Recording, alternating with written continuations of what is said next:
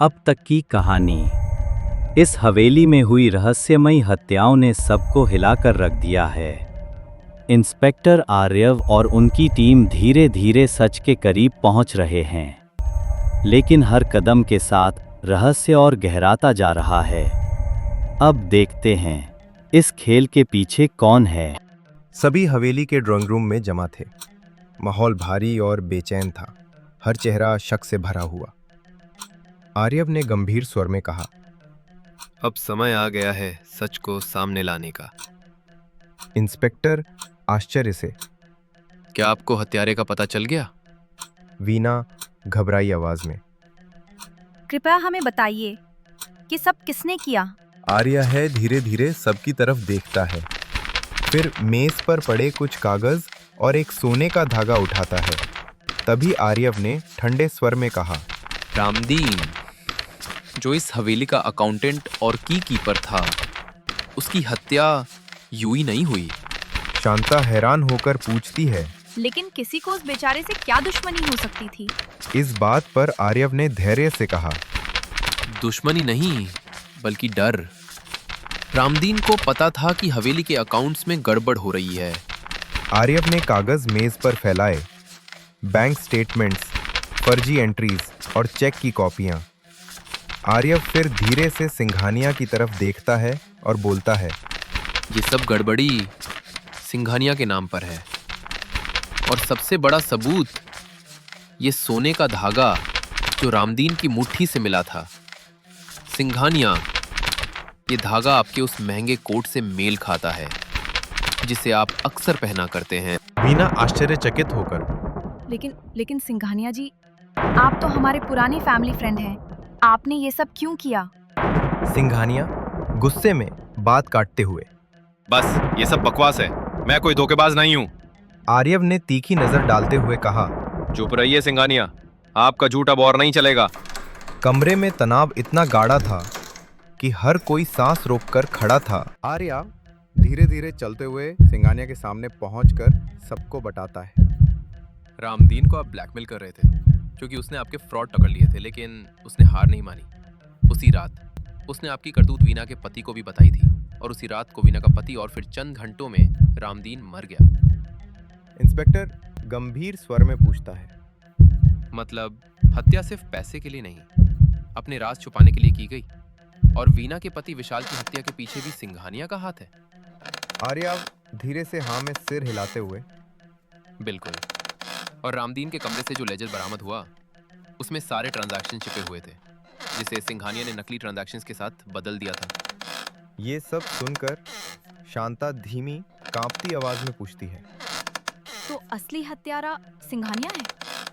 तभी उसके पति विशाल के हत्या में सिंघानिया का हाथ था, और जो विशाल का दोस्त पकड़ा गया वो सिंघानिया के इशारों पे चल रहा था। ये सब सुनकर और समझकर वीना रो पड़ी और रोते हुए बोली, सिंघानिया, आखिर क्यों? विशाल ने तुम्हें हमसा अपने बराबर मना, और तुमने उसके साथ धोखा ही नहीं, उसकी जान भी ले ली। आखिर क्यों? कमरा फुसफुसाहट और हैरानी से गूंज उठा।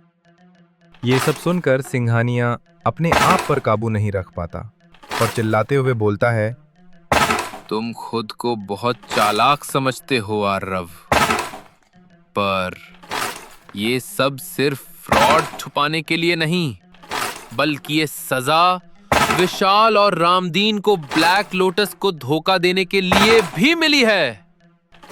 सिंघानिया की ये बात सुनकर, खास तौर पर ब्लैक लोटस का नाम सुनते ही आर्यव भौचक्का रह जाता है और इंस्पेक्टर को सिंघानिया को गिरफ्तार करने के लिए कहता है, इससे तुरंत गिरफ्तार करो।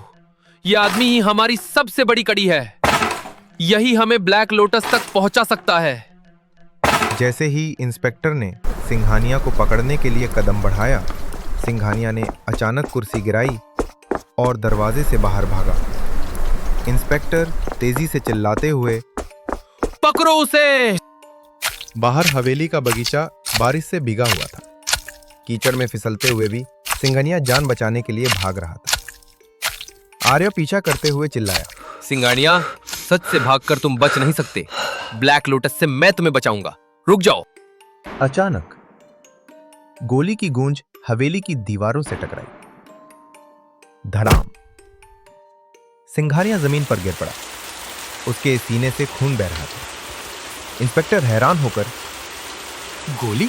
लेकिन कहां से चली? कोई सिंघानिया को देखो, क्या वो जिंदा है? आर्यव की नजर तुरंत सामने वाली इमारत पर पड़ी। वहां से एक परछाई कूदती हुई भाग रही थी।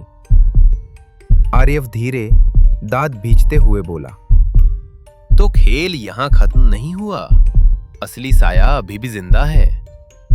आर्यव भागता है, स्नाइपर को लगभग पकड़ ही लेता है। दोनों में संघर्ष होता है। आर्यव उसका दायां हाथ पकड़ लेता है। आर्यव ने लगभग स्नाइपर को पकड़ ही लिया था, लेकिन अचानक दोनों के बीच जबरदस्त छीना झपटी शुरू हो गई। अंधेरे और बारिश की गड़गड़ाहट में उनकी जद्दोजहद और भी खतरनाक लग रही थी, मानो जिंदगी और मौत की लड़ाई चल रही हो। तेज बारिश और अंधेरे के बीच आर्यव और स्नाइपर के बीच भीषण छीना झपटी जारी थी। दोनों बेतहाशा जोर लगा रहे थे।